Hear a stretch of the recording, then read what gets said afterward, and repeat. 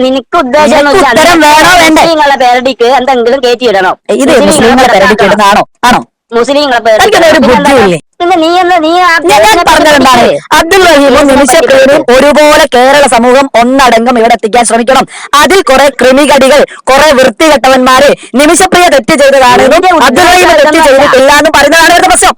നിന്റെ ഉദ്ദേശം ഇതൊന്നുമല്ല. നീ എനിക്ക് മുസ്ലിങ്ങളെ മേക്കിട്ട് കയറണം, വെടക്കാക്കണം, അതല്ല ഇന്ത്യ പരിപാടി. അദ്ദേഹം പറഞ്ഞ കാര്യം കറക്റ്റ് തന്നെയാണ്.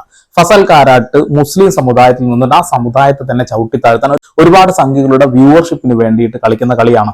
ഒരു സംശയവും വേണ്ട ആ കാര്യത്തില്. എങ്ങനെയാണ് നിമിഷപ്രിയയുടെയും അതേപോലെ തന്നെ അബ്ദുൾ റഹീമിന്റെയും കേസ് ഒരുപോലെയാവുന്നത്? അബ്ദുൾ റഹീമിന്റെ കാര്യങ്ങൾ കൃത്യമായി മലയാളികൾ മനസ്സിലാക്കിയതിന്റെ ഭാഗമായിട്ട് തന്നെയാണ് കൂടെ നിന്നത്. അത് മുസ്ലിം ആയതുകൊണ്ട് ഇവിടെയുള്ള മുസ്ലിങ്ങൾ കൂടെ നിന്നു, അതിൽ പൊട്ടന്മാരായ കുറെ ഹിന്ദുക്കൾ വീണു എന്നാണ് ഫസൽ പറഞ്ഞുകൊണ്ടിരിക്കുന്നത്. എന്തൊരു വിരോധാഭാസമായിട്ടുള്ള കാര്യമാണ്.